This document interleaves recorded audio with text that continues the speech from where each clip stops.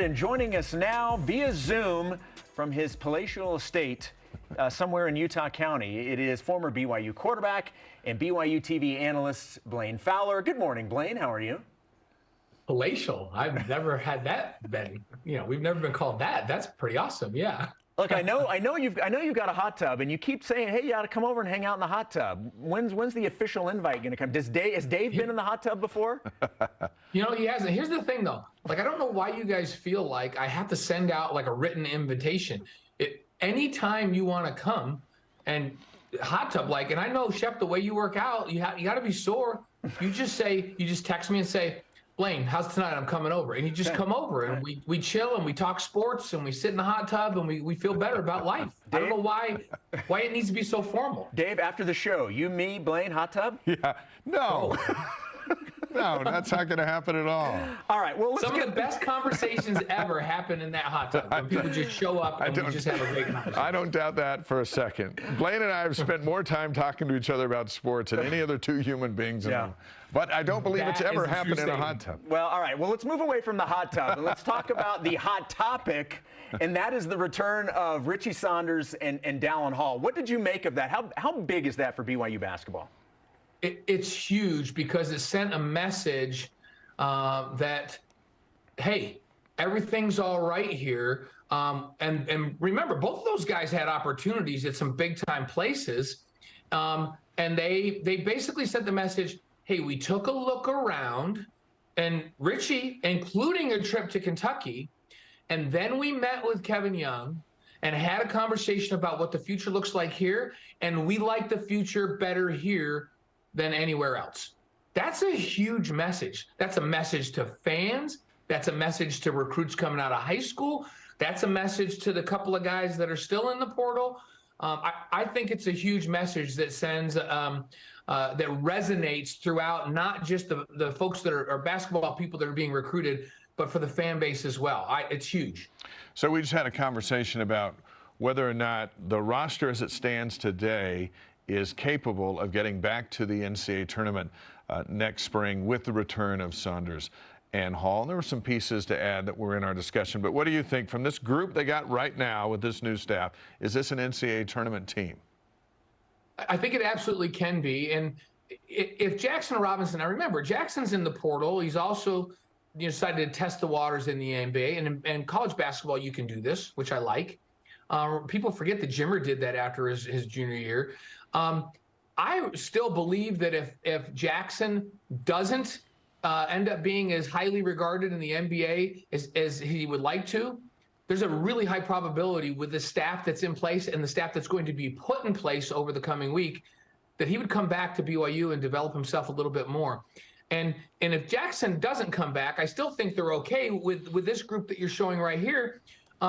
You think about this. Foose is the number 2 scorer on the team last year. Trevin's the number 3 scorer. Richie Saunders is the number 5 scorer. Noah Waterman's the number 6 scorer. Dallin Hall's the number 7 scorer and the leading assist guy.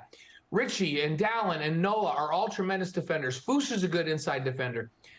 The only person they've lost, if they lose Jackson, that's their leading scorer, right? But let's say he comes back. If he comes back, I think they're a bona fide, no question they should be an NCAA tournament team. If he doesn't come back, I like the idea that Dawson Baker, who very well could lead this team in scoring this next season, comes back healthy and could replace those points. If they get Jackson back and a healthy Dawson, man, oh man. And you think about this, Spencer Johnson, you notice number 4 was missing. That's Spencer Johnson. They're going to miss Spencer's leadership. They're going to miss his perimeter defense. But I feel like this team, especially with the news of Richie and Dallin coming back, is loaded. It's experienced.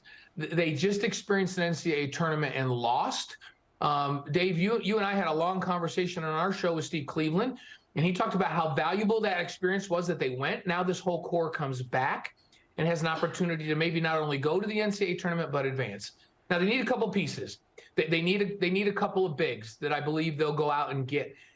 This coaching staff is very attractive to people that want to develop and to hone their game and to go on and play, whether it be in Europe or in the NBA. I think that they've already sent the message to the guys that are in here. If you're going to get developed, there's no place better in the country to come if you want to play after BYU, whether that be professionally in Europe or in the NBA. This is the staff that can get you there. And So I think they'll pick up a couple of bigs here in the portal or over these next couple of weeks, and that will fill out this roster. I absolutely believe that this can be an NCAA tournament team. And if Jackson Robinson comes back, to me, done deal. It would be a disappointment if they didn't. Yeah, it's a game changer. Jackson Robinson's back in the mix. And Blaine, look, with all the decisions that have to be made, whether it's personnel or assistant coaches, like we all want these decisions to be done immediately and finalized, but we realize that's not realistic. On top of all of that, up until 2 days ago, new head coach Kevin Young was also preparing for the Minnesota Timberwolves as an associate head coach with the Suns. He's still gotten a lot done, and it's been pretty impressive. What has been the most impressive to you, the thing that he has done in such a short period of time? Well, I think number one is to get Richie and Dallin back in the fold. So to me, number one accomplishment, because that's recruiting. I had Trevin Nell on our show last night, and along with his wife Tatum, which, by the way, insider scoop, Richie Saunders might be back because of Tatum. Like she was talking about the behind the scenes, and she's like, yeah, once we talked to Kevin Young, and Trevin was like just really impressed and comfortable with the plans that Kevin had for him, then Tatum gets on the phone and starts calling Sierra, Richie's wife, and basically says, we're coming back. Like, this is a bond. This wife team is a bond. You guys need to be back here. So we can credit Kevin Young, but we also got to give Tatum Nell a little bit of credit for getting Richie back. And I think that that's something not many people understand. That culture behind the scenes of family at BYU for these players is real. And it's not just the players, it's the spouses of the players, and who else even has spouses, right? But so let's give kudos to Tatum for the recruiting effort. But as Trevin described to me how his conversations went with Kevin Young, I was like, oh, wow. The first thing he established with Trevin was, I'm a relationship guy. You and I are going to have a great relationship. And then he said to Trevin, he said, tell me about your game. And Trevin started to tell him, well, I think I'm a really good shooter. I think I can do this. This is what, and he was nodding his head. And then Trevin says, have you ever seen me play? And Kevin said, oh, yeah, I've watched film on every one of you guys. I've watched everything on you already. I have a feeling of what I know you can do, but I want to know what you think your strengths are so that we can work together and make you better and develop you so you can go on and play beyond this. That took Trevin back a little bit. And then he talked to him about what he thought about his game. Trevin thought he was spot on. Where did he find the time to research these players, to have these conversations with all that was going on with the Suns and this whirlwind of what happened? And then Trevin said to him, what offense are you going to run? And Kevin told him, well, this is the type of offense. It's an NBA-style offense. And Trevin said, my only concern is I don't want to be just pigeonholed as a waiting in the corner for the ball to swing back around so that I can get a shot up. And Kevin said to him, hey, I know how to get players shots. And your concern, if I had $100 for every time Kevin Durant told me the same thing, I'd be a very wealthy man. and then he went on to say, listen, Devin and Kevin and Chris Paul, these guys are all going to come up and work with you guys in the summer. They're going to work out with us because they want me to still be with them. They're going to come to Provo and work out with us and work out with the team during this off season. You're going to see what it takes.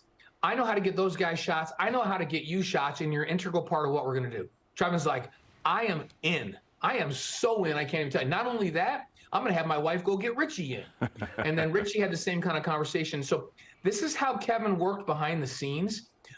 It was beautiful. And he's not even been a college basketball coach before, but he understands player mentality. He connected with these guys immediately.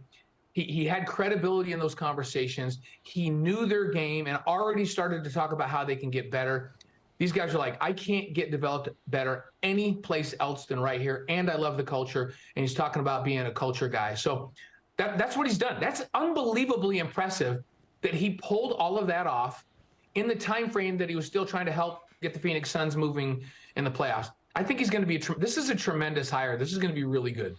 Blaine Fowler's with us here on BYU Sports Nation. When we think of the Big 12 this season for basketball, with the addition of the 4 schools, including Arizona, and the exits of Oklahoma and Texas, so you got 16 teams, and it's stronger now as a league.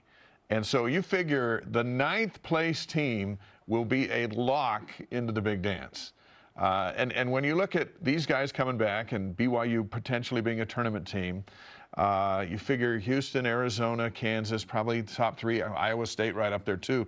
But where do you see BYU sitting in the preseason poll heading into year 2? Are they as high as 5, somewhere between 5 and 9? Certainly not 11 or below. I think they put themselves in a position to be considered upper half. Yeah, I think they surprised a lot of people this last year. Some folks are going to go, oh, coaching staff change. Hey, is Jackson Robinson gone or not? And Ali Khalifa is with Louisville. That may knock him down a few spots, but the fact that Richie and Dallin came back, and then the announcement of Kevin Young as the coach, because people do their research on him and go, oh, wow, this is a big-time hire. I think they're going to be valued in the top half of the league. Do I think they're going to be 4 or 5? I think they may get knocked down just because of transition to 6 or 7 to start. But as you mentioned, Dave, 6 or 7, yeah, that's an NCAA tournament lock at 6 or 7. And as you pointed out at 9, Oklahoma and Texas leaving in football is a big deal because they're perennial powerhouses in football. In basketball, I mean, it's Kansas and Kansas State and Iowa State and now Arizona comes into like this basketball league is better next year than it was last year. It's better with Texas and Oklahoma leaving and the new 4 coming in than it was this last year, partly because Kansas had a down year, which is a rarity, and that's not going to happen again. What do you bet Kansas is a top 10 team again this year?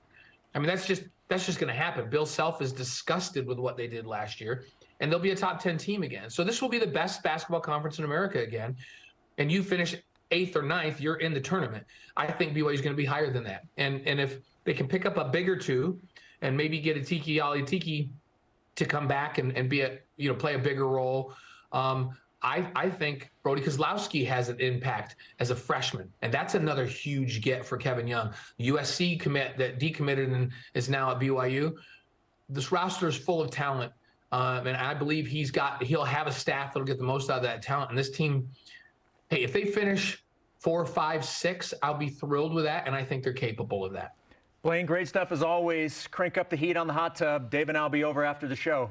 It's got to be 104. I'll see you in a little bit. It's got to be 104. I'm not even driving into the neighborhood. We keep it at 104 until June, and that's a little too hot. Then I crank it down to 102. But 104 until June. So you're set, Dave. All right, sounds good. Thanks, Blaine. Appreciate it. Great stuff. See you guys.